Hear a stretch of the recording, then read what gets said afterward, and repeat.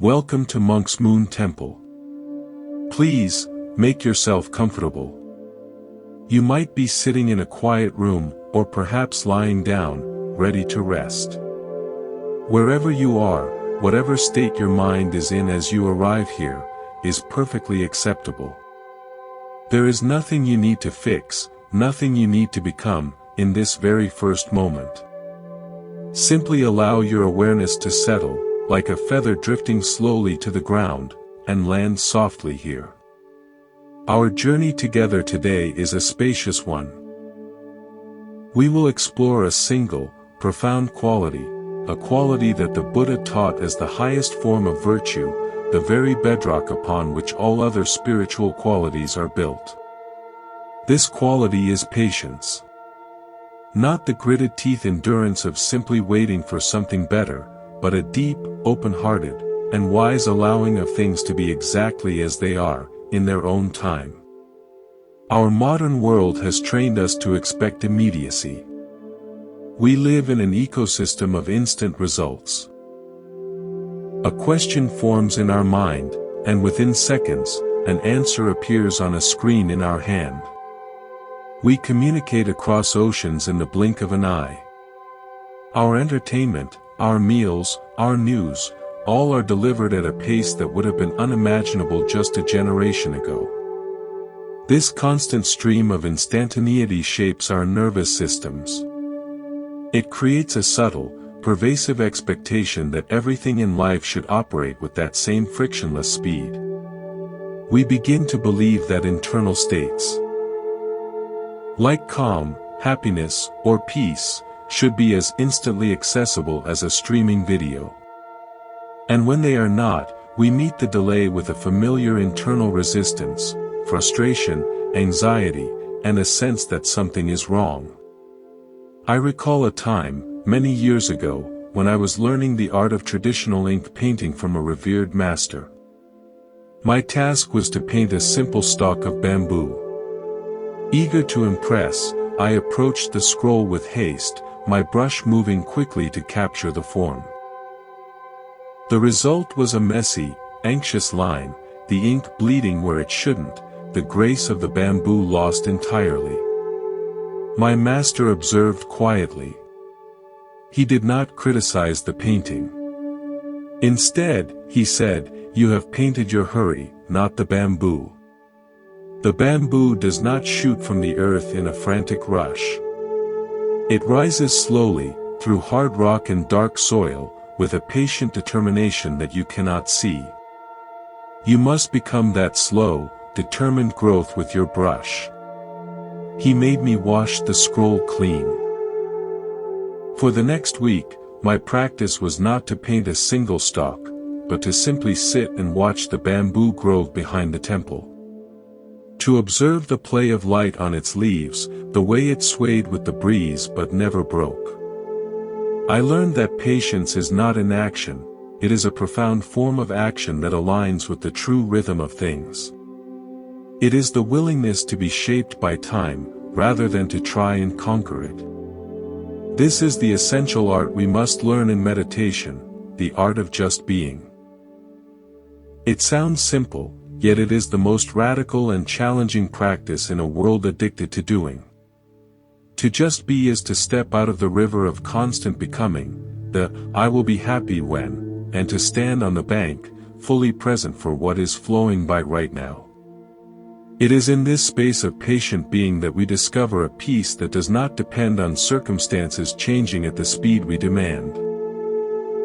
If this invitation to a slower, deeper way of being speaks to you, I gently encourage you to subscribe to Monk's Moon Temple.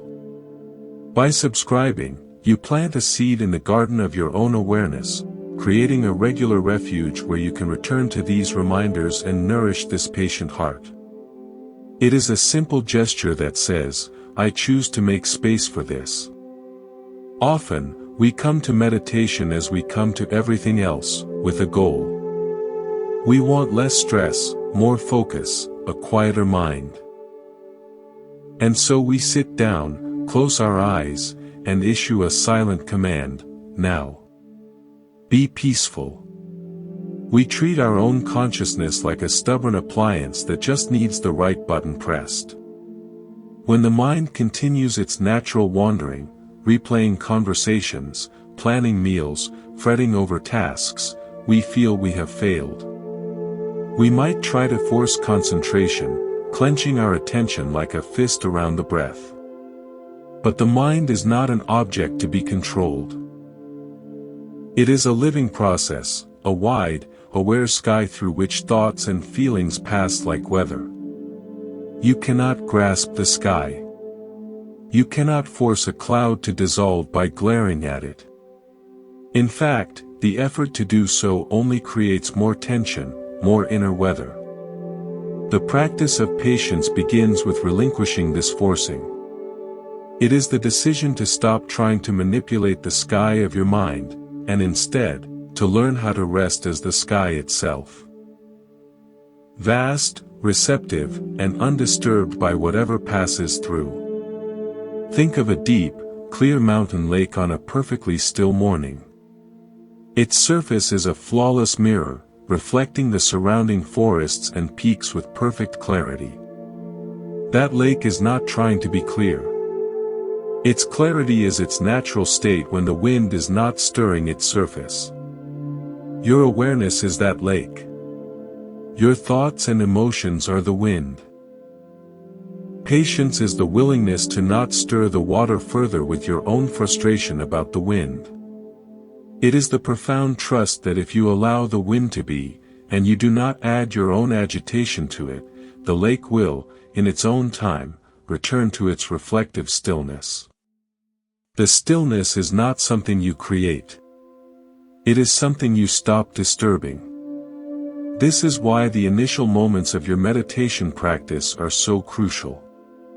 They set the tone. Instead of closing your eyes and immediately hunting for your breath or a mantra, I invite you to institute a threshold. A ritual of arrival. For the next minute, or even two, after you take your seat, do not meditate.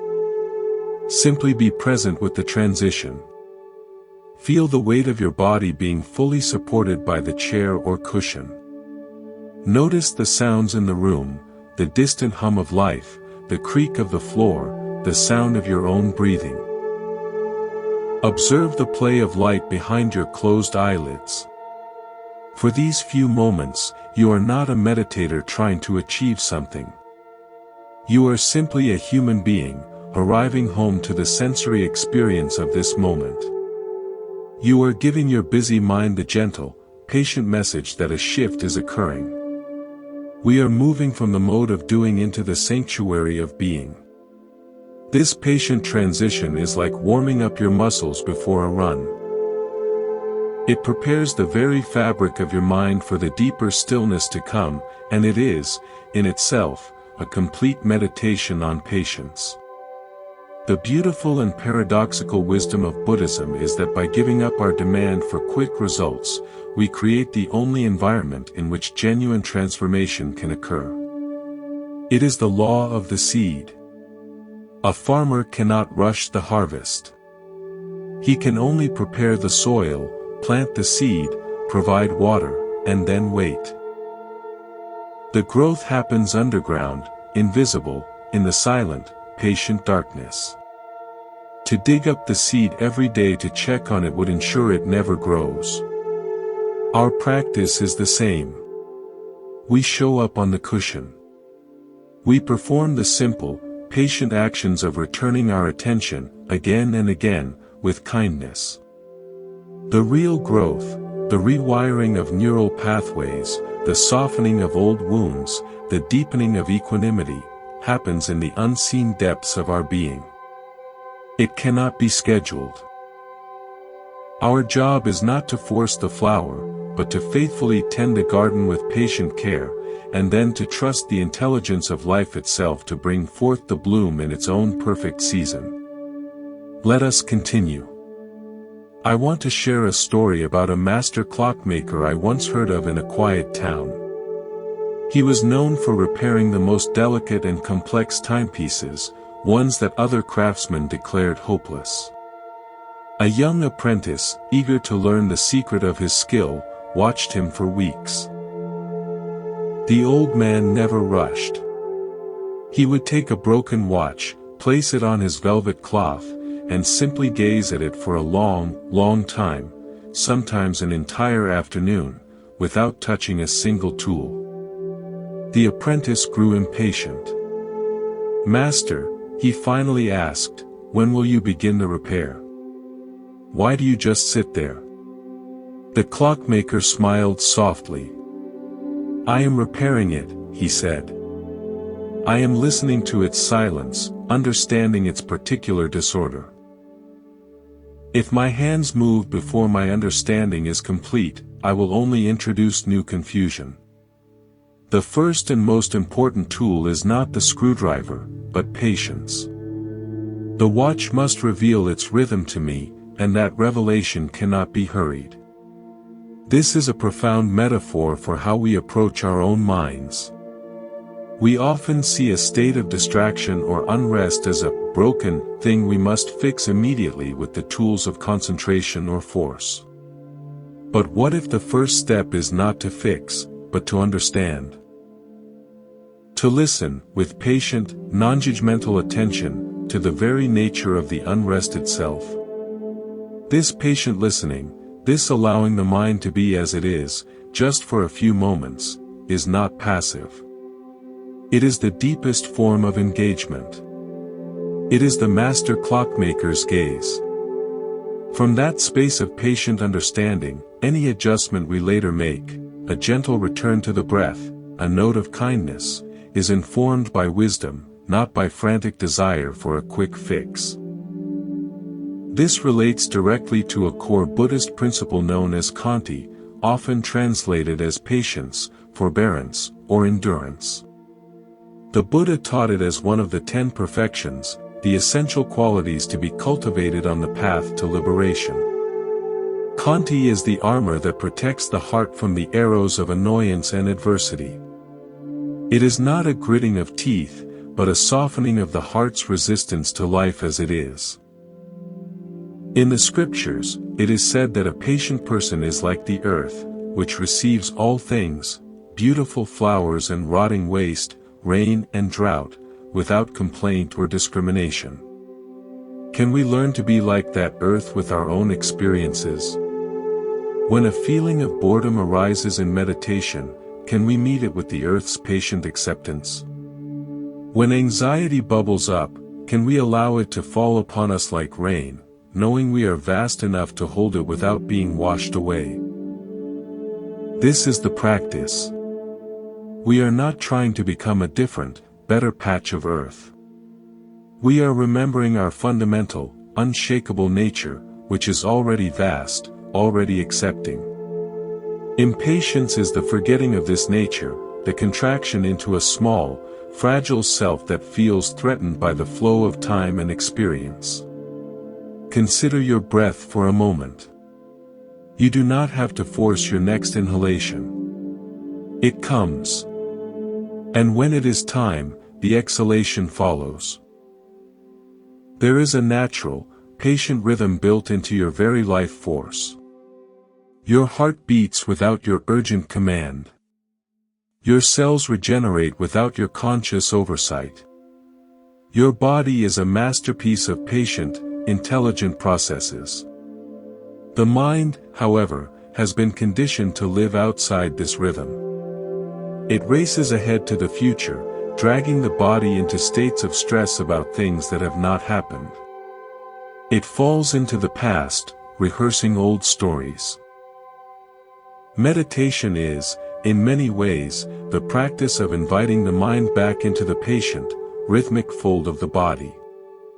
It is aligning the speed of thought with the slow, sure pace of the breath. It is coming home to a tempo that is natural, sustainable, and deeply peaceful. I remember a winter retreat many years ago where we practiced total silence for a month. One of the assignments was to walk the same short path in the snow-covered garden, back and forth, for 1 hour each day. The first few days, my mind was in agony. This is pointless. I know this path. I am wasting time. I could be reading, I could be practicing something important. My walking was hurried, a means to an end. But with nothing else to do, no distraction permitted, my resistance slowly, patiently wore itself out. I began to notice things. The way the light changed on a particular pine branch at exactly 10:17 a.m. The precise pattern of bird tracks that appeared after a fresh dusting of snow. The subtle, almost imperceptible gradient of the path. By the end of the month, that 100-yard path felt like an entire universe of discovery. I had not changed the path. I had changed my relationship to time within it. I had exchanged impatience for patient curiosity. What felt like a prison of slowness became a palace of infinite detail. Your meditation cushion is that path. The breath is that path. It may seem monotonous, repetitive. The impatient mind screams that it already knows it, that it wants something new, something stimulating. But patient attention reveals that no breath is ever the same, no moment is a duplicate of the last. The infinite variety of life is hidden within the seemingly ordinary, waiting to be revealed not by going faster, but by going deeper, more slowly. This is the great secret of the spiritual path that Buddhism gently guides us toward. The treasures we seek, peace, wisdom, compassion, are not glittering prizes at the end of a long, arduous race. They are more like subtle fragrances that begin to arise when we stop running and start truly inhabiting the ground upon which we stand. The running is fueled by impatience. The inhabiting is nurtured by patience. When you sit in meditation and nothing special seems to be happening, when it feels ordinary or even frustrating, that is not a sign of failure. That is the ground. That is the path. The fragrance of peace often first appears not as a dramatic bliss, but as a subtle, patient willingness to be with the ordinariness, the frustration, without needing to escape it. In that willing, non-resistant presence, the tight knot of self-concern begins, ever so slowly, to loosen. Let us move deeper into this landscape of patience. There is a common misunderstanding that to be patient is to be passive, to simply tolerate unpleasantness. But in the light of the Buddha's wisdom, patience is an active, powerful force. It is the strength to hold your seat in the midst of inner chaos. It is the courage to not react, to create a space between a triggering sensation and your habitual response. In that space, your freedom is born. Think of it as the pause in a great piece of music. The pause is not emptiness, it is full of potential, tension, and meaning. It shapes the notes that come before and after. Your patient pause in the face of a distracting thought or a rising emotion is that same kind of creative silence. It allows you to respond from choice, rather than from conditioned reflex. I am reminded of an experience I had while learning to fire pottery in the traditional way. The final, most critical stage is the cooling of the kiln. After days of firing, the clay has been transformed, but it is incredibly fragile and hot. The impatient potter, eager to see the finished work, will open the kiln too soon. The result is a series of loud cracks as the sudden change in temperature causes the pieces to fracture, destroying weeks of work. The wise potter, however, after the fire is out, will seal the kiln's vents and allow it to cool for days, slowly, gradually, at its own pace. Only then is it safe to open the door. Our own transformative experiences in meditation. Insights, releases of old tension, moments of deep calm, are like that pottery. They need a patient, protected environment in which to cool and set into our being. If we have a profound moment of stillness and then immediately jump up and rush back into the hectic world, shouting about our enlightenment, we risk cracking the integration of that experience.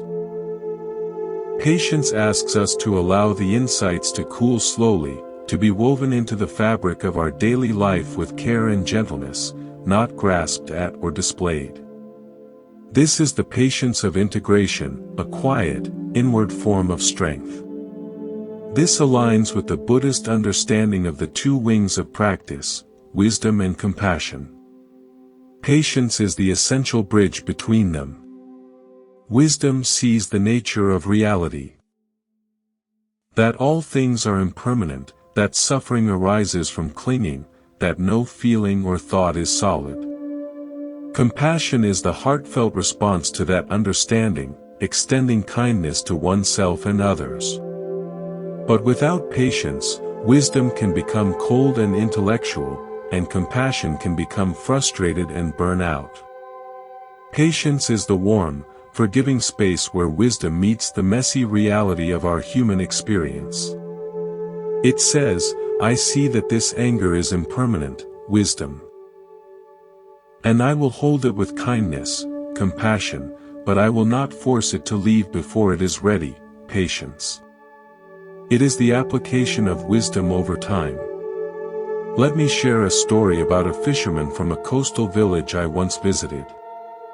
He was known for his incredible catches, yet he spent fewer hours at sea than anyone else. The other fishermen would race out at dawn, cast many nets, and work frantically. This man would row to a certain spot, cast a single net, and then sit quietly in his boat for hours, often with his eyes closed. The others mocked him for his laziness. But when he pulled his net, it was always full of the largest, finest fish. Finally, someone asked him his secret. He said, "The others are fishing for fish. I am fishing for the ocean's rhythm. I wait. I listen. I feel the currents below, the shift of the tides, the movement of the schools. When the ocean is ready to give, it tells me. Then, one cast is all that is needed." The impatience of the others stirs the water, frightens the fish, and tires their own spirits. Our minds are that ocean. Our desperate striving for quick results in meditation, constantly adjusting our posture, changing techniques, judging our progress, is like thrashing in the water.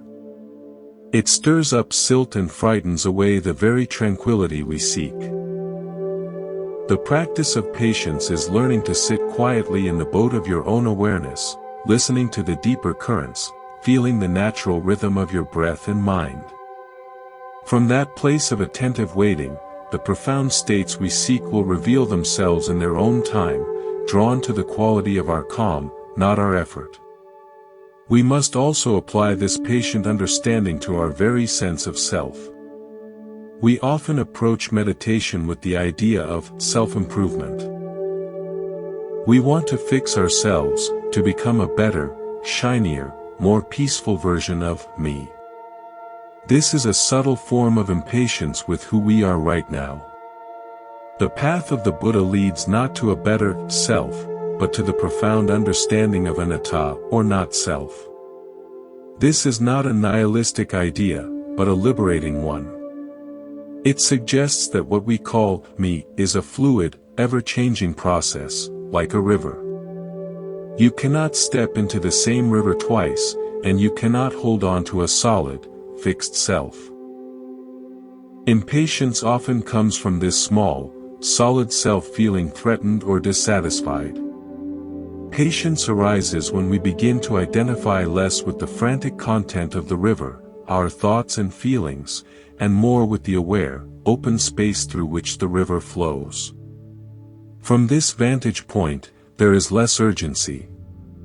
The river can be turbulent or calm, it is all just water moving. You are the space that holds it. This shift in identity from the content to the context is the ultimate fruit of patient observation. So in your practice today, I invite you to experiment with this. As you sit, let go of the project of self-improvement. Drop the narrative that says, I am a meditator working on my patience. Instead, simply be the aware space that welcomes whatever arises. A thought comes. Instead of thinking, I am thinking, simply note, thinking is happening. A sound arises. Instead of, I am hearing a car, note, hearing is happening. This subtle linguistic shift reflects a profound patient orientation. You are not a small, controlling entity trying to manage the universe of your mind. You are the universe itself, patiently experiencing its own unfolding. This is the art of just being, expressed at its deepest level. It is the patience of the sky, which does not own the clouds, but simply provides the blue expanse for their journey. Let's consider patience not just as a mental quality, but as a physical, somatic experience. True patience is felt in the body.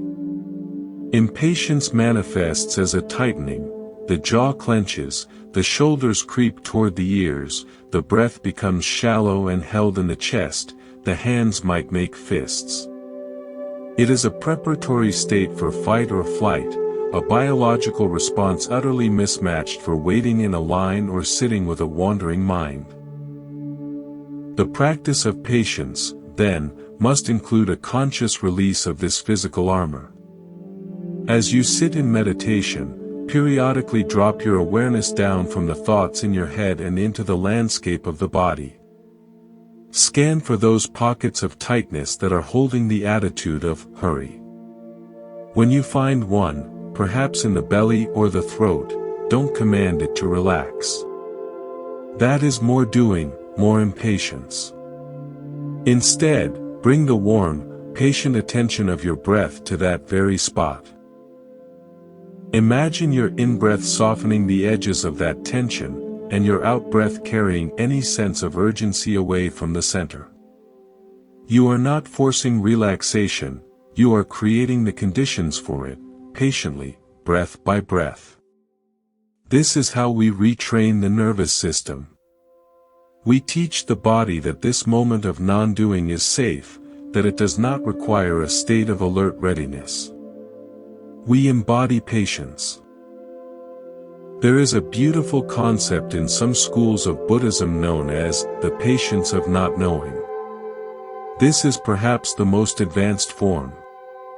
We are so accustomed to wanting answers, conclusions, and clear maps. We want to know if we are doing it right, what stage we are at, when we will get it. This craving for certainty is a deep vein of impatience. The patience of not knowing is the willingness to dwell on the question itself, to rest in the mystery of this present experience without needing to label it or file it away. It is the patience of the scientist who observes a phenomenon without a preformed hypothesis, purely curious. In your meditation, can you allow yourself to not know what the next moment will bring? Can you be patient with the unfolding mystery of your own consciousness, without requiring it to conform to a description you read in a book? This open, patient curiosity is the birthplace of true insight, which always comes as a surprise, never as a forced conclusion. I will tell you a story about an old gardener who tended the roses at a monastery. He was famous for growing the most fragrant, vibrant roses for miles. People would come for cuttings and advice. What is your secret? They would ask. Is it the soil? The fertilizer? The watering schedule? The old man would just smile and shake his head. One spring, a particularly persistent visitor stayed to watch him work for a week. He saw the gardener do very little. He watered, but not on a strict schedule, only when he thrust his fingers deep into the earth and felt it needed it. He pruned, but sparingly. Mostly, he just sat on a bench near the roses for hours, seemingly doing nothing. The visitor, frustrated, finally exclaimed, "You are not telling me anything. What is the work?" The gardener looked at him calmly and said, "The main work is done on this bench. I am listening. I am learning the language of this particular rose, and that one, and that one. Each has a different need, a different rhythm. The red one likes a little more sun on its eastern leaves. The white one is shy and needs the shelter of the taller bush. If I come with my secret and apply it to all, I will fail. My secret is that I have no universal secret. I have only patience and attention for what is right here." Our meditation practice is that rose garden. We come with so many universal secrets, techniques, methods, goals. But the deepest work happens when we put those down and simply sit on the bench of awareness, listening to the unique language of this moment's mind, this moment's heart. We learn its particular rhythm. This patient, individualized attention is the true fertilizer for growth. This connects to the Buddha's teaching on the middle way. The path of patience is the ultimate middle way between the extremes of indulgence and suppression. When we feel restless in meditation, the indulgent extreme is to give up, to follow the restlessness into distraction, to get off the cushion. The suppressive extreme is to angrily try to crush the restlessness, to tense up against it. Patience is the middle way. It is acknowledging the restlessness fully. Restlessness is here, without either following it or fighting it. It is creating a gentle, allowing space around the experience, letting it be while maintaining a gentle anchor to the breath or body. This balanced, patient response does not create more internal conflict. It allows the energy of restlessness to arise, do its dance, and pass away, without leaving scars of struggle on your awareness. You are learning to be a peaceful sovereign in your own inner kingdom, not a tyrannical ruler or a passive subject. We can also see patience as a form of deep respect. It is respect for the process of life, which operates on cycles, seasons, lunar phases, breath, heartbeat, not on linear, hurried timelines.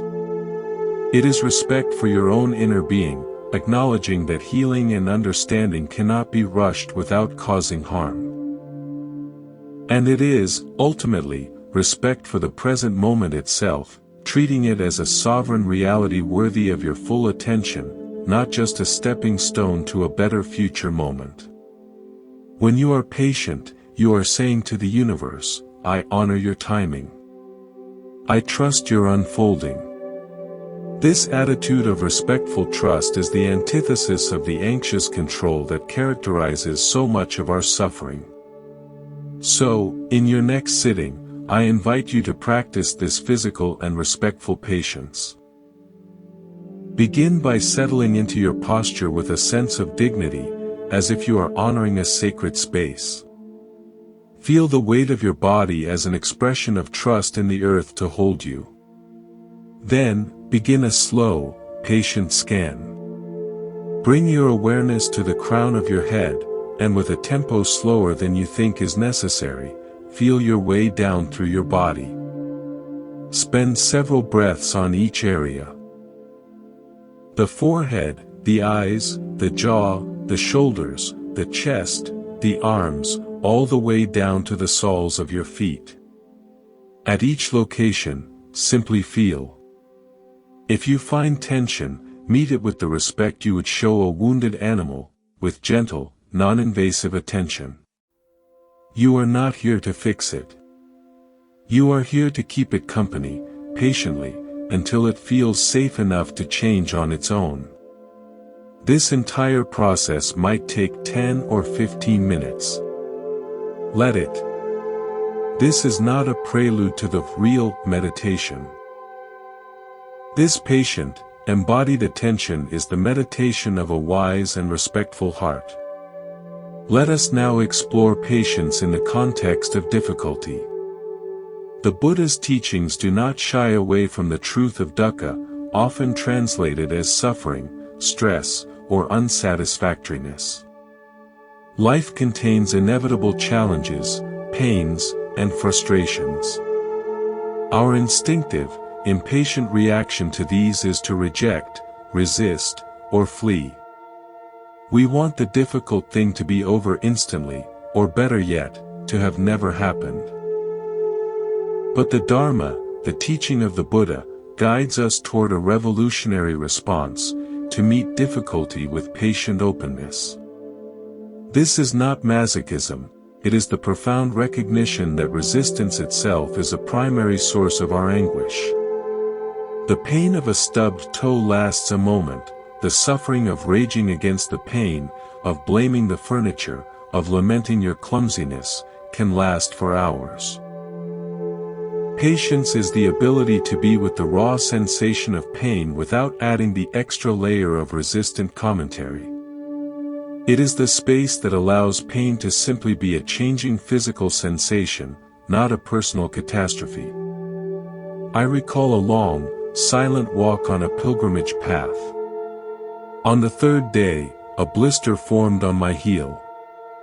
With every step, a sharp, burning sensation arose. My first reaction was a storm of impatience and anger. This shouldn't be happening. I prepared. Now the journey is ruined. Each step was filled with this story. The pain was magnified tenfold by my mental battle against it. Exhausted, I finally sat by the path. With nothing else to do, I decided to try and just feel the blister, without the story. I closed my eyes and brought a patient, almost clinical attention to the exact location of the pain. It was a hot, throbbing, tight sensation. I observed its edges, its intensity, how it pulsed with my heartbeat. A strange thing happened. The pain didn't vanish, but it shrank. It became a specific, manageable sensation in a vast field of other sensations, the cool breeze, the sound of leaves, the feeling of my hands on the earth. The suffering, the dramatic, global feeling of being victimized, dissipated. I stood up and continued walking. The raw sensation was still there, but I was no longer at war with it. I could walk with it, patiently. This is a microcosm of how patience operates with all of life's difficulties, physical and emotional. It doesn't remove the ache, but it removes the second arrow, the one we shoot ourselves with through our resistance and complaint. The Buddha famously taught the parable of the two arrows. The first arrow is life's inevitable pain, loss, illness, disappointment. The second arrow is our reaction to it, our aversion, our why me, our craving for it to be different. The second arrow is optional. Patience is the practice of not shooting that second arrow. It is the mental discipline of catching the impulse to rage or despair, and instead, softening around the initial impact. You feel the grief, but you don't add the layer of, I cannot bear this grief. You feel the anxiety, but you don't fuel it with, this anxiety is going to destroy me. You simply create a patient, compassionate container for the original feeling, allowing it to move through you at its own pace. This is an act of immense courage and wisdom. Consider a mighty oak tree in a storm. It does not resist the wind. It does not become rigid and try to stand immovable. If it did, it would snap. Instead, it practices a deep, rooted patience. Its roots grip the earth with unwavering stability, while its branches and leaves yield, they sway, they flow with the force of the gale. When the storm passes, the oak is still there, perhaps with a few leaves lost, but fundamentally intact and strong. Your awareness is those roots. Your thoughts and feelings are the branches. When a storm of anger or fear blows through, patience is not about stiffening and trying to be unaffected. It is about grounding yourself in the stable earth of your breath and your intention to be present, while allowing the emotional energy to sway through you without uprooting you. You yield to the experience without being destroyed by it. This patient flexibility is the hallmark of resilience. We can also apply this to our practice on the cushion. The storm might be a session filled with planning or sleepiness. The impatient meditator fights it. No. Go away. I need peace. This is the tree trying to stand rigid. The patient meditator acknowledges the weather. Planning is here. Sleepiness is here. They might gently adjust their posture to be more alert, or note, thinking, but they do so from that rooted place of acceptance. They allow the mental weather to be, trusting that their roots are deep enough to hold. And just like the storm, that mental state will eventually expend its energy and pass. By not fighting it, you conserve your own energy and learn the invaluable lesson that you can withstand inner turbulence without coming to harm. Patience in difficulty is also deeply connected to compassion, or karuna. When we are impatient with our own pain, we are essentially at war with a part of ourselves. How can we extend genuine compassion to others if we are brutally impatient with our own flaws and struggles? The practice begins within. The next time you make a mistake, or fall back into an old habit, or find your meditation poor, try a patient response. Instead of the inner critic's lash, offer a patient sigh. There it is again. This is part of the human journey, part of my journey. This patient, forgiving space is the womb in which self-compassion grows. From this place, compassion for others who are struggling flows naturally, because you understand struggle not as a failing, but as a universal experience to be met with a patient heart, not a judgmental mind. So, in your life and practice, begin to notice the two arrows. When you feel the sting of the first arrow, a pain, an insult, a frustration, pause. Breathe into the very center of the sensation. Feel it physically. Then, watch with patient curiosity for the launch of the second arrow. The story of blame, the fantasy of revenge, the plunge into despair. See if you can, just for this one time, intercept it. Don't shoot. Simply stay with the raw, patient ache of the first impact. In that space between the arrows, you will find a freedom more powerful than any quick fix. You will find the endurance of the oak, rooted in the patient earth of your own being. Now, let's turn our attention to one of the most subtle arenas for patience, the realm of expectation. We enter meditation, and often even our spiritual journey, laden with silent expectations. We expect progress to be linear, an upward slope. We expect our minds to become quieter, our lives to become smoother, our hearts to become perpetually light. These expectations are like invisible scripts we hand to reality, and we become impatient directors when life refuses to read its lines. The wisdom of Buddhism gently asks us to lay down these scripts. The path is not linear, it is spiral. You will encounter the same lessons, the same challenges, at deeper and deeper levels.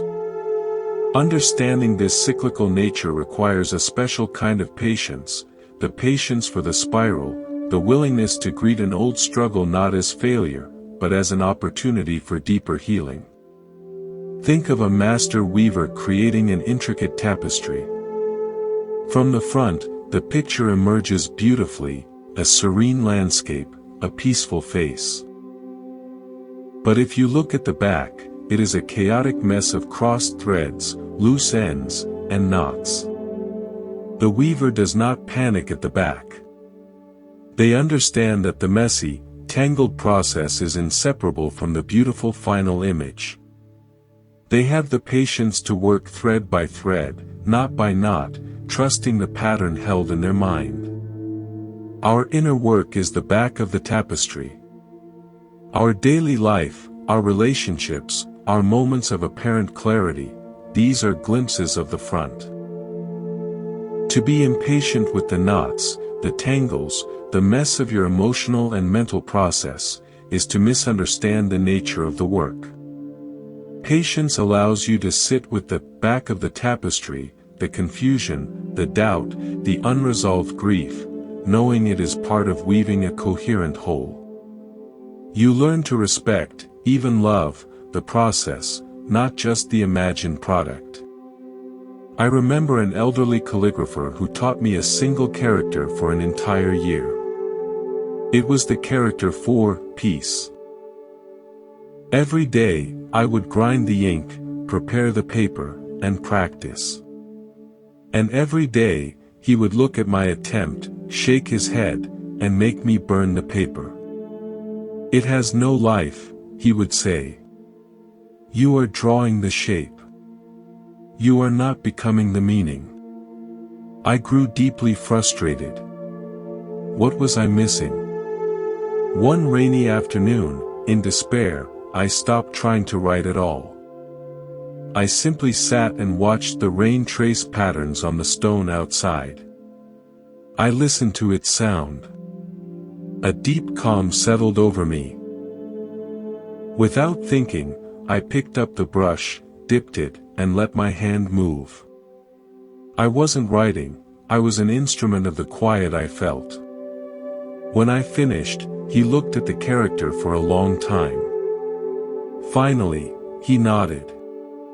"Today, you were patient. You waited for the piece to come through you, instead of chasing after its shadow. The ink waited in the well.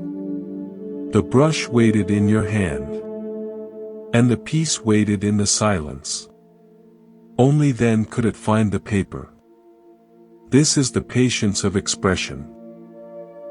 We so often try to force our inner state to match an ideal, to make ourselves peaceful. But peace, like that character, must be allowed to manifest from a place of patient, quiet receptivity. It cannot be manufactured on demand. This aligns with the Buddhist teaching of anicca, impermanence. Everything is in flux. Your good meditation will change. Your bad mood will change. Your period of rapid insight will change into a plateau. Expecting any state to last is a setup for impatience and suffering. Patient wisdom watches the flux with interest. It says, "Ah, this pleasant concentration is here now. It is lovely. And it will pass." This prevents clinging. It also says, "This restless agitation is here now. It is uncomfortable. And it will pass." This prevents aversion. Patient equanimity is the ability to remain balanced and present through all the changing seasons of the inner world, not because you are numb, but because you understand the law of the seasons. You don't get impatient with winter for being cold, you bundle up and appreciate the stark beauty. You don't get impatient with spring for being muddy, you watch for the first green shoots. Apply this to your mind. Furthermore, we must cultivate patience with the teachings themselves. The Dharma is vast and profound. We cannot absorb it in one sitting, or even in one lifetime. It is easy to become impatient, to skim the surface of many teachings, collecting concepts like souvenirs, without allowing any single one to penetrate our hearts and transform our lives. True understanding is like water seeping into hard, dry ground. It requires time, repetition, and a patient, receptive porosity. It is better to hear one verse and contemplate it for a month, allowing it to work on you, than to read 100 books without absorption. This is the patience of depth. In your practice, you might choose a simple phrase like, "just this," or "let be," as a touchstone. Repeat it to yourself not as a mantra to achieve something, but as a patient reminder, a gentle bell calling you back to the simplicity of the present, over and over, for years. Let the meaning of that phrase unfold within you slowly, revealing new layers as you are ready to receive them. So, in your practice today, I invite you to consciously drop expectation. As you settle in, make a soft, internal declaration: for this period of time, I have no goal. I am not here to achieve a state, to fix a problem, or to become better. I am simply here to be present with whatever is true. Then, watch what happens. The mind, so conditioned to goal-oriented activity, may flail for a moment, confused. Meet that confusion with patience. It is the old script falling away. Then, simply be the weaver at the loom, attending to the single thread of this breath, this sound, this feeling. There is no masterpiece to complete, only the patient, loving attention to the thread in your hand. This is the practice that unravels impatience at its root, for it finds completeness not in a future result, but in the fullness of the present action itself. Let us now contemplate patience as it relates to the very fabric of time. We often live as if time is an enemy, a scarce resource we are constantly losing, a pressure that forces us to hurry. We segment it, manage it, and race against it. But from the perspective of deep meditation, time can be experienced differently. It can become a spacious field, an ocean in which we float, rather than a rushing river sweeping us away. Cultivating patience is, in essence, learning to inhabit time differently. It is stepping out of the mindset of chronological time. The past, present, future of the clock, and resting in what some traditions call the eternal now, or the timeless quality of pure awareness itself. In that awareness, there is no shortage of time. There is only this ever-present, ever-new moment, infinitely deep and wide enough to contain everything that arises. There is a story of a village bell ringer whose duty was to toll the hour. For decades, he performed his task with mechanical precision, a slave to the clock tower. One day, a visiting sage asked him, between the tolling of one bell and the next, "What is there?" The bell ringer was puzzled. "Why, nothing. Just waiting for the next hour to come." The sage smiled and said, "In that nothing, in that waiting, is all of life. The breath happens there. The heart beats there. A bird sings there. The universe expands there. You are not waiting for time, you are in time. Be patient, and you will hear the silence that holds the bell." After that, the bell ringer began to pause after each toll. He would stand in the tower, feeling the vibration of the bell fade into the air, listening to the silence that followed, watching the sunlight move across the floor. His job transformed from a chore of marking time's passage into a meditation on time's profound depth. Your meditation is like that pause between bells. It is not a way to kill time until something better happens. It is the conscious entry into the rich, silent fullness that exists between your thoughts, between your plans, between your regrets. Patience is the willingness to dwell in that silent fullness, to discover it is not empty at all, but brimming with presence. This understanding directly reflects a core principle in Buddhism, the concept of sunyata, often translated as emptiness. This does not mean nothingness, but rather the empty, open, dependent nature of all phenomena. Things, including time and our sense of self, have no solid, independent existence. They arise in dependence on other factors. When we are impatient, we are solidifying time, treating it as a real, pressing thing separate from us that we must battle. We are solidifying our desire, treating it as a real, urgent need that must be fulfilled. Patience arises when we touch the empty, spacious nature of experience. We see that the need for something to happen quickly is just a thought, a transient energy in the mind. We see that the pressure of time is a mental construct. In the spacious awareness that sees these constructs come and go, a natural patience is born. It is the patience of the sky, which is never in a hurry for a cloud to pass, because the sky is fundamentally untouched by clouds. I will share an experience from a long retreat in a forest monastery. For the first week, the schedule felt oppressive. The bells dictating sitting, walking, eating, sleeping. I felt like a prisoner of time. I watched the clock, impatient for the next session to end, for the day to be over. Then, a flu spread through the community, and I fell ill. Confined to my bunk for 3 days, too weak to follow the schedule, time dissolved. There was only the feverish heat, the pattern of light on the wall, the distant sound of chanting. In that forced stillness, my battle with time ended.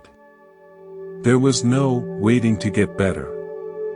There was just this, the ache, the breath, the passing of light to shadow.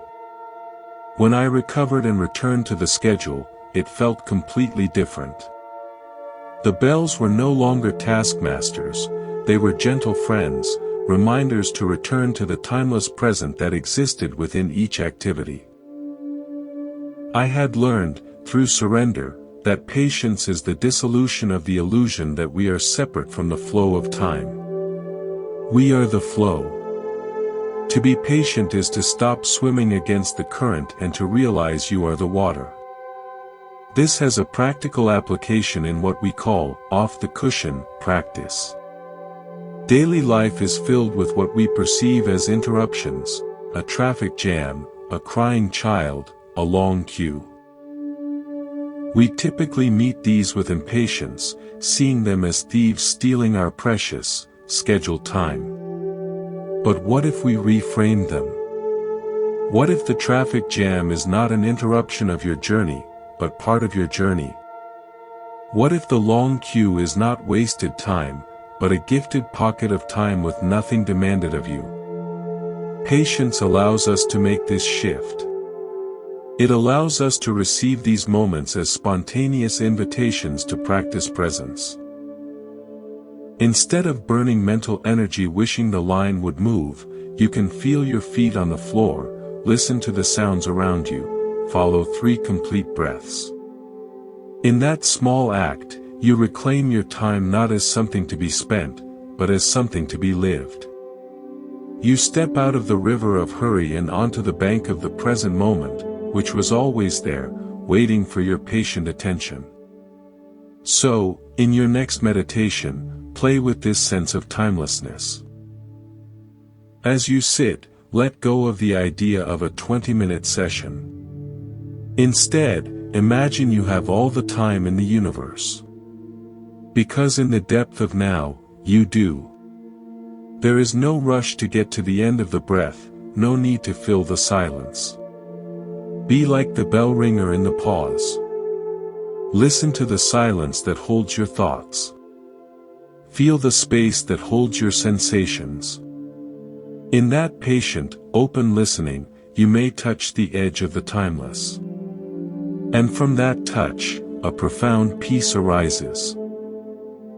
A peace that knows no hurry, because it exists completely, fully, and perfectly in this single, never-repeating moment. Let us explore the relationship between patience and what we might call spiritual ripening. In our gardens, fruit does not ripen according to our will, it obeys an inner timetable governed by sun, soil, and season. A green tomato will not become red no matter how intensely we stare at it. We understand this in nature, yet we so often forget it in our inner lives. We want our wisdom to ripen now, our compassion to be perfect now, our practice to bear the sweet fruit of enlightenment on our demanding schedule. But the soul, like fruit, has its own seasons of growth, dormancy, and blossoming. Patience is the wisdom that respects this organic timetable.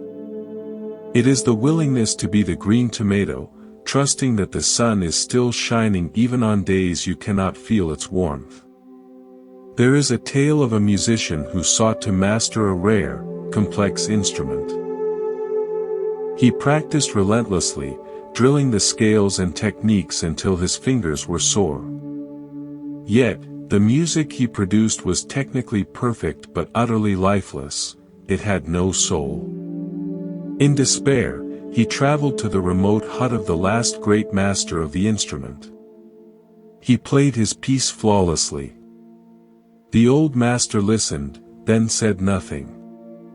He simply gestured for the musician to sit with him each day, not to play, but to listen. To the wind in the pines, to the stream outside, to the crackle of the fire. For weeks, this was all they did. The musician grew restless, then bored, then finally, a strange quiet settled over him. One evening, as the firelight danced, the master handed him the instrument. "Now," he said, "do not play the music. Let the music play you." The musician placed his fingers on the strings, and without thought, a melody flowed out, haunting, alive, and deeply moving. He had not practiced a new technique.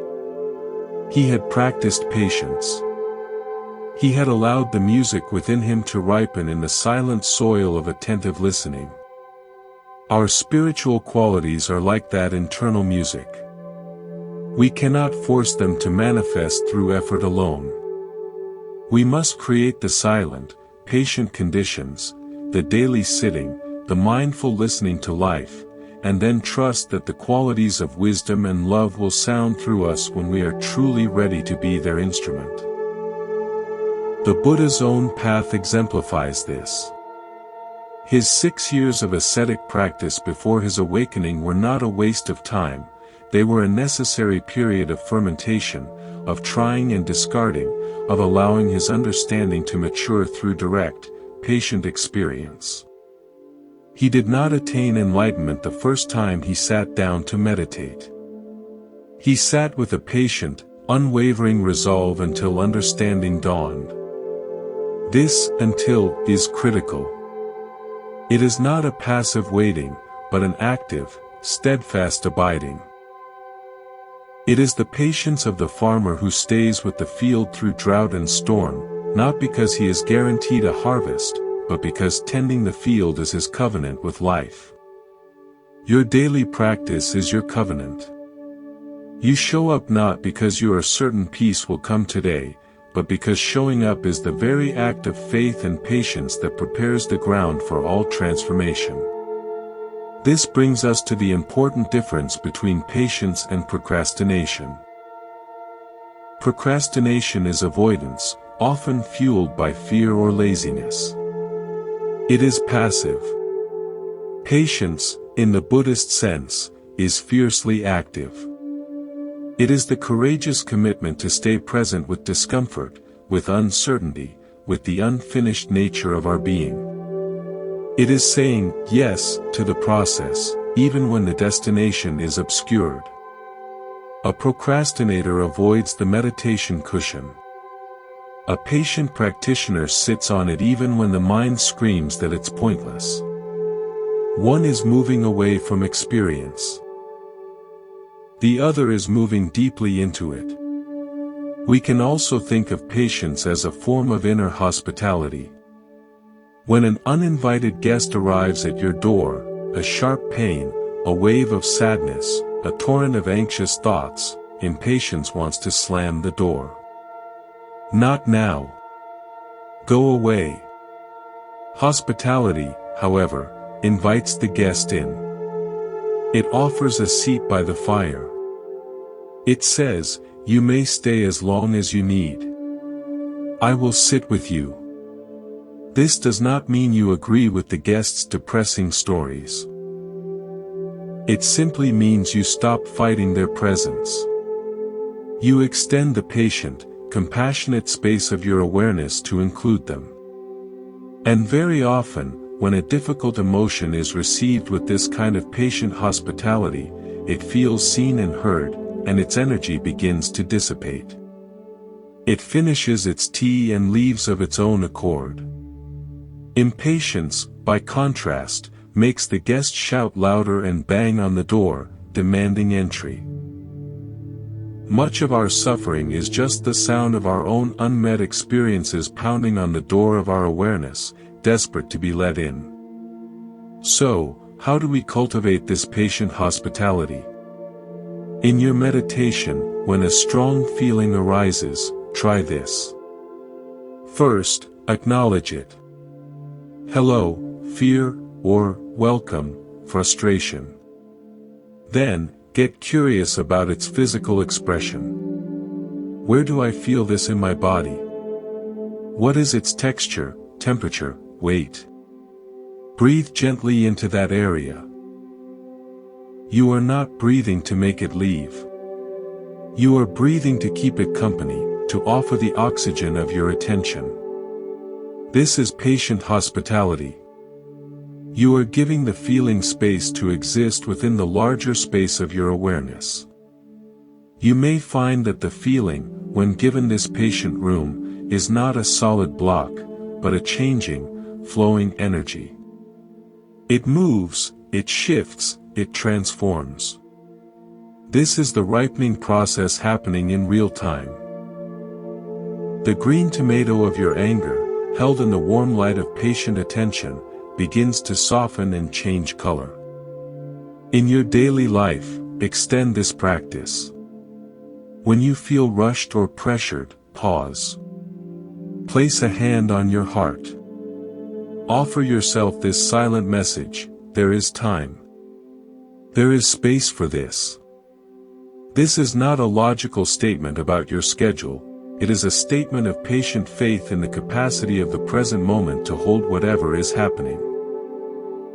You are shifting from being a manager of time to a host of experience.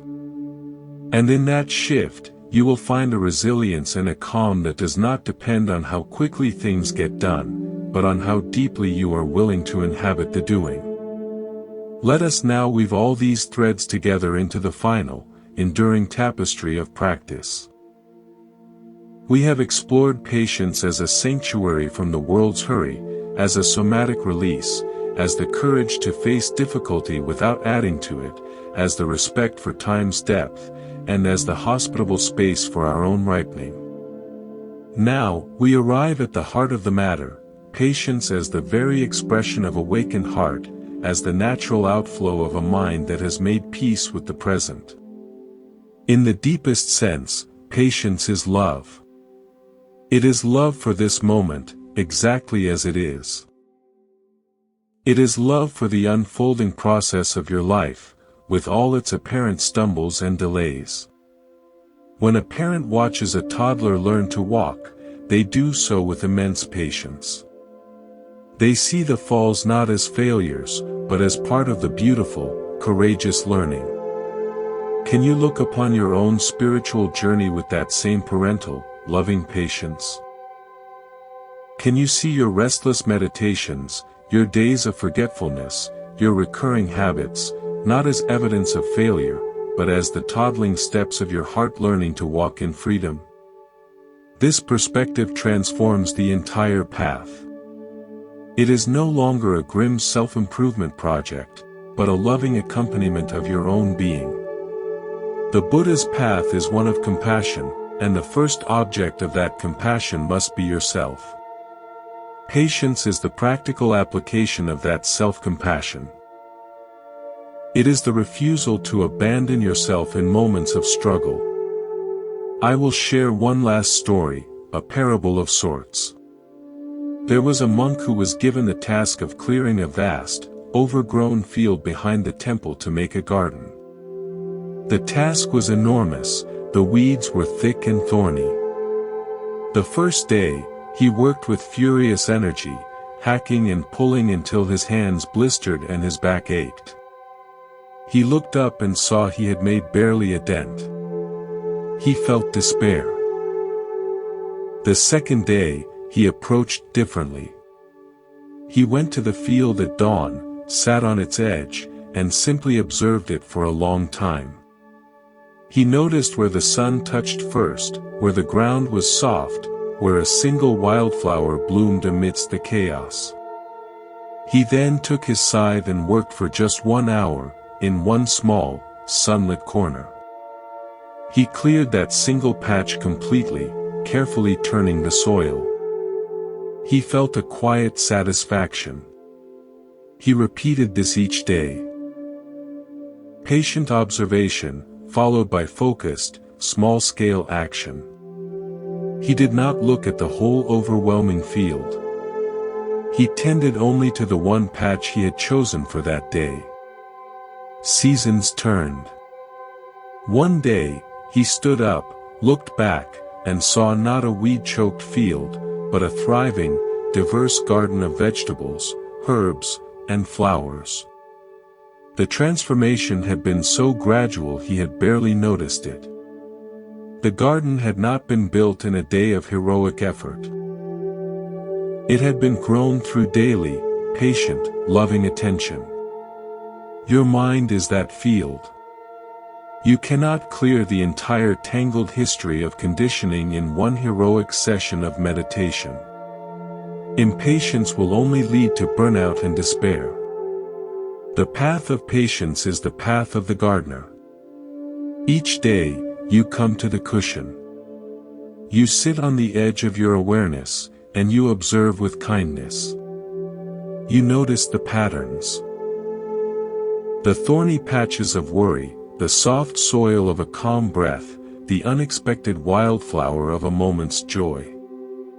Then, you take up the tool of your attention, and you tend to just one small area. Perhaps today, it is simply the full experience of 3 breaths. You clear that small patch of presence completely. You do not worry about the rest of the field. Tomorrow, you will return and tend to another patch. This is how a life of peace is cultivated. Not through grand, sweeping gestures, but through the humble, patient, daily return to the patch of earth that is this breath, this sensation, this moment. The Buddha taught that nirvana, the end of suffering, is not a distant heaven, but a quality of heart that can be realized here and now. It is the extinguishing of the fires of greed, hatred, and delusion.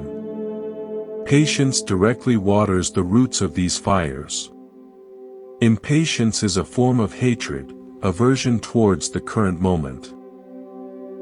It is a form of greed, craving for a different, better moment. It is a form of delusion, the belief that happiness lies elsewhere. When you practice patience, you are directly dampening these fires. You are choosing not to fuel aversion with resistance, not to fuel greed with frantic striving, and you are seeing through the delusion that this moment is inadequate. In the cool, damp ground of patient presence, the fires struggle to burn. So, as we draw our exploration to a close, I invite this final contemplation into your being. Let your practice be simple. Let it be small. Let it be patient. When you sit, be the gardener, not the conqueror. When you walk, be the bell ringer listening to the silence between tolls. When you feel pain, be the wise one who does not shoot the second arrow. When you are hurried, be the sky, vast and untroubled by the passing clouds. When you struggle, be the hospitable host to your own guest. When you expect, be the weaver who loves the messy back of the tapestry. This is the art of just being. It is not a technique to master, but a friendliness to cultivate with your own existence. It begins and ends with patience, the gentle, courageous, loving willingness to let life unfold at the speed of life, and to meet each moment with an open heart, ready to receive its teaching. Your journey does not end when this speaking ends.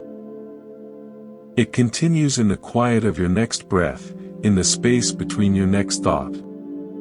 Carry this spirit of patient being with you. Let it be your companion. Now, let us rest together in a final, silent integration. There are no more concepts to grasp, no more stories to follow. Simply allow the words to fall away, like leaves settling on a still pond. Let what has been heard sink into the silence from which it arose. Settle into your posture one final time. Feel the unwavering support beneath you, the chair, the floor, the earth. Let go of any effort to be a certain way. There is nothing to achieve in this moment. No patience to practice.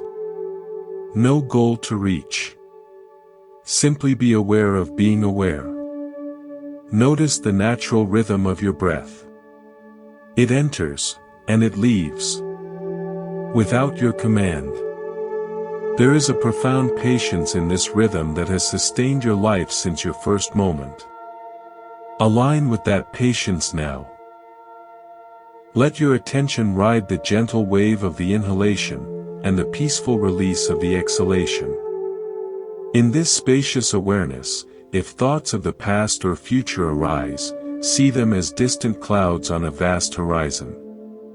They do not touch the sky of your present awareness. You are the sky. Patient, clear, and infinitely accommodating. If sensations arise in the body, tingling, warmth, pressure, simply let them be. They are the weather of the body, changing and moving through the spaciousness of your embodied presence. Offer them the patient room to come and go. If a feeling or emotion surfaces, a hint of peace, a trace of sadness, a flicker of gratitude, meet it with the same open hospitality. Do not hold it. Do not push it away. Let it flow through the open space of your heart, like a breeze through an open window. In this deep resting, know that patience has done its work. It has brought you here, to this uncomplicated moment. Here, there is no division between the one who is patient and the experience that is being allowed. There is only this, wholeness. From the wisdom of Buddhism, we remember that the Buddha himself sat in this same timeless presence. He faced the totality of human experience with an unwavering, patient heart until he saw through the illusion of separation. That same capacity for patient, loving presence is within you. It is not something to build, but something to remember. It is your original nature, before the stories of hurry and lack began. As we prepare to transition back into the movement of your day, carry this felt sense of patient space with you. Let it be a gentle background to all your activities.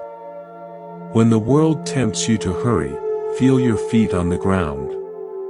Remember the breath. You can return to this patient sky-like awareness in the blink of an eye, in the space of a single breath. The true meditation is how you live your life. Let your actions flow from this center of patient being. Let your words be gentle. Let your listening be deep. Let your heart remain open, knowing that all things ripen in their own time, and that you are an intimate part of that sacred, unfolding process. Thank you for sharing this journey of patience. Thank you for your courageous commitment to the art of just being. From all of us here at Monk's Moon Temple, we wish you a life lived from this deep, patient peace. May you be happy. May you be free from suffering. May you dwell in the heart of patience, always. Now, gently, when you are ready, allow your awareness to expand back to the room around you. Notice the sounds. Feel the air on your skin. Begin to wiggle your fingers and toes. And as you open your eyes, carry the quiet stillness of the sky within you, into the world. Go in peace. The temple of your own patient heart is always open.